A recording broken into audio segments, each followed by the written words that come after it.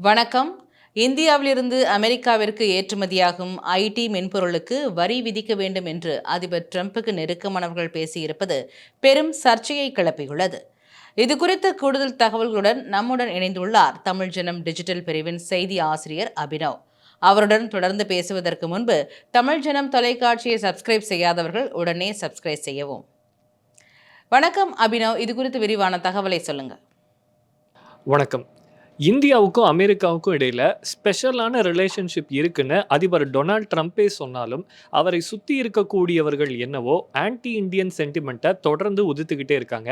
அந்த வகையில் தற்போது அதிபர் ட்ரம்ப்பிற்கு நெருக்கமாக இருக்கக்கூடியவர்கள்னு கருதப்படுபவர்கள் இந்தியன் ஐடி செக்டரை குறிவச்சு பேசியிருக்கக்கூடிய சில விஷயங்கள் பெரும் பதட்டத்தை ஐடி வட்டத்தில் கிளப்பியிருக்கு. அதாவது அவங்க சொல்ல வருவது என்ன அப்படின்னு சொன்னால், இந்தியாவிலிருந்து யூஎஸ்க்கு ஆகக்கூடிய ஐடி எக்ஸ்போர்ட்ஸ் அதுக்கும் வரி விதிக்கணும் அப்படின்ற ஒரு முக்கியமான விஷயத்த அவங்க சொல்லியிருக்காங்க.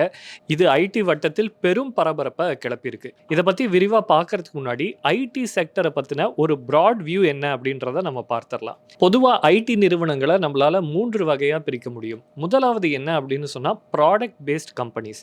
அதாவது இந்த ப்ராடக்ட் பேஸ்ட் கம்பெனிஸ் அப்படின்றது சாஃப்ட்வேரை அடிப்படையாக வச்சுக்கிட்டு யூசர் பயன்படுத்தக்கூடிய ஒரு ப்ராடக்டை உருவாக்கக்கூடிய நிறுவனங்கள். உதாரணத்துக்கு ஆப்பிள், மைக்ரோசாஃப்ட் இவங்க எல்லாருமே சாஃப்ட்வேரை அடிப்படையாக வச்சுக்கிட்டு செல்ஃபோன், கம்ப்யூட்டர், லேப்டாப்ஸ் இந்த மாதிரியான ப்ராடக்ட்ஸை உருவாக்கக்கூடிய நிறுவனங்கள். அதனால் இது ப்ராடக்ட் பேஸ்ட் கம்பெனிஸ். இரண்டாவது என்ன அப்படின்னு பார்த்தோன்னா ஐடி சர்வீஸ் பேஸ்ட் கம்பெனிஸ். அதாவது எல்லா ப்ராடக்ட் பேஸ்ட் நிறுவனத்தாலையும் சாஃப்ட்வேரை சொந்தமாக அவர்களே உருவாக்க முடியாது. ஏன்னா அது டைம் கன்சியூமிங் ப்ராசஸ். அதனால் இவங்க என்ன பண்ணுவாங்க அப்படின்னா, தங்களுடைய ப்ராடக்ட்டுக்கு தேவையான சாஃப்ட்வேர்ஸை ஐடி சர்வீஸ் கம்பெனிக்கிட்ட இருந்து அவுட் சோர்ஸ் பண்ணிப்பாங்க. ஸோ அமெரிக்காவை பார்த்தோம் அப்படின்னு சொன்னால் அவங்க ப்ராடக்ட் பேஸ்ட் கம்பெனிஸில் ரொம்பவே ஸ்ட்ராங்காக இருக்காங்க.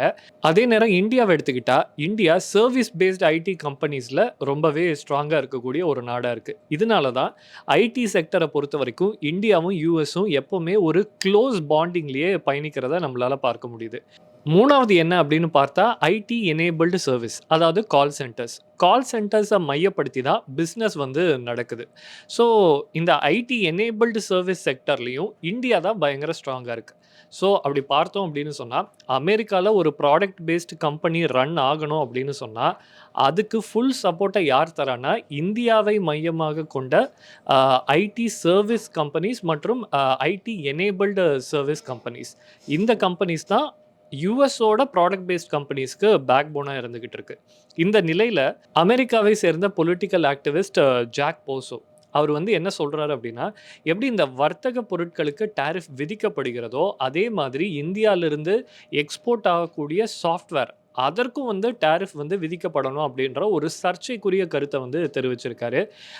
அது மட்டும் இல்லை, டொனால்ட் ட்ரம்ப்போட நெருங்கிய எய்ட் அப்படின்னு கருதப்படக்கூடியவர் லாரா லூமர் அவங்க என்ன சொல்கிறாங்க அப்படின்னு சொன்னால், இந்தியாவில் இருக்கு இல்லையா இந்த கால் சென்டர், அதை மொத்தமாக அபேண்டன் பண்ணணும், சொந்தமாக அமெரிக்காலேயே கால் சென்டர் போடணும் அப்படின்னு சொல்லிட்டு அவர்களும் ஒரு சர்ச்சைக்குரிய கருத்தை சொல்லியிருக்காங்க. இப்படி ட்ரம்ப்புக்கு ரொம்ப நெருக்கமாக இருக்கக்கூடியவர்கள் அச்சத்தையும் சர்ச்சையும் கிளப்பும் வகையில் பதிவிட்டுள்ள நிலையில் இந்தியாவில் இந்த ஐடி செக்டர் அப்படின்றது ஒரு அன்சர்டனிட்டியை நோக்கி போகுதோ அப்படின்ற ஒரு குழப்பமும் ஏற்பட்டிருக்கு.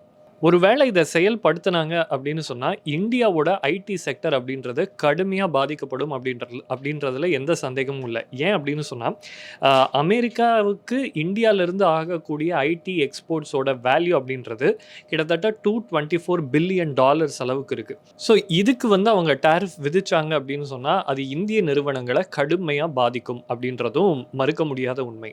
அதே நேரம் அமெரிக்காவில் இருக்கக்கூடிய இண்டஸ்ட்ரி எக்ஸ்பர்ட்ஸ் என்ன சொல்கிறாங்க அப்படின்னு சொன்னால், இப்படி ஒரு டேரிஃபை மட்டும் டொனால்ட் ட்ரம்ப் விதிச்சாரு அப்படின்னு சொன்னால் அதை விட முட்டாள்தனம் வேற எதுவுமே இல்லை. அந்த டேரிஃப் இந்தியாவை பெருசாக பாதிக்காது, மாறா அமெரிக்காவை தான் கடுமையாக பாதிக்கும் அப்படின்னு சொல்கிறாரு. ஏன் அப்படின்னு சொன்னால், இந்தியாவில் ஹியூஜ் லேபர் ஃபோர்ஸ் இருக்குது. அமெரிக்கா வந்து இந்தியாவோட கஸ்டமராக இல்லை அப்படின்னு சொன்னால் இந்தியாவுக்கு பல ஆப்ஷன் இருக்குது. ஆஸ்திரேலியா இருக்குது, ஜப்பான் இருக்குது, யூரோப் இருக்குது, மிடில் ஈஸ்டர்ன் கண்ட்ரீஸ் இருக்குது, வெஸ்ட் ஏஷியன் கண்ட்ரீஸ் இருக்குது. ஸோ இந்த நாடுகளில் தங்களுடைய கஸ்டமர் பேஸை இந்தியாவால் பூஸ்ட் பண்ணி தங்களோட ஐடி இண்டஸ்ட்ரியை காப்பாற்றிக்க முடியும். ஆனால் அமெரிக்காவோட கம்பெனிஸ் எடுத்துக்கிட்டோம் அப்படின்னு சொன்னால் ஆல்ரெடி அவர்களுக்கு வந்து இந்த லேபர் காஸ்ட் அப்படின்றது ரொம்பவே அதிகமாக இருக்குது. தவிர அவர்கள் ஏற்கனவே டேக்ஸ் வந்து எக்கச்சக்கமாக பே பண்ணிட்டு இருக்காங்க. இந்த சூழ்நிலையில் இந்த எக்ஸ்போர்ட்ஸுக்கும் அவங்க டேக்ஸ் விதிச்சாங்க அப்படின்னா டபுள் த டேக்ஸ் அவங்க வந்து பே பண்ணுற மாதிரி இருக்கும். இதனால பல நிறுவனங்கள் அழிந்து போகக்கூடிய சூழ்நிலை உருவாகும். அது அமெரிக்காவிற்கு நல்லது இல்லை அப்படின்னு சொல்லி அவங்க வந்து எச்சரிக்கை விடுத்திருக்காங்க. ஏற்கனவே இந்தியாவிற்கு 50% டாரிஃப் விதித்து ட்ரம்ப் வந்து ஒரு பெரிய முட்டாள்தனத்தை பண்ணியிருக்காரு. அவர் இந்த முட்டாள்தனத்தை பண்ணுவாரா அப்படின்றத பொறுத்திருந்தா பார்க்கணும். விரிவான தகவலை பகிர்ந்தவைக்கு நன்றி அபினவ். இதுபோன்று சுவாரஸ்யமான பல செய்திகளை பார்ப்பதற்கு தொடர்ந்து இணைந்திருங்கள் தமிழ் ஜனம் செய்திகளோடு.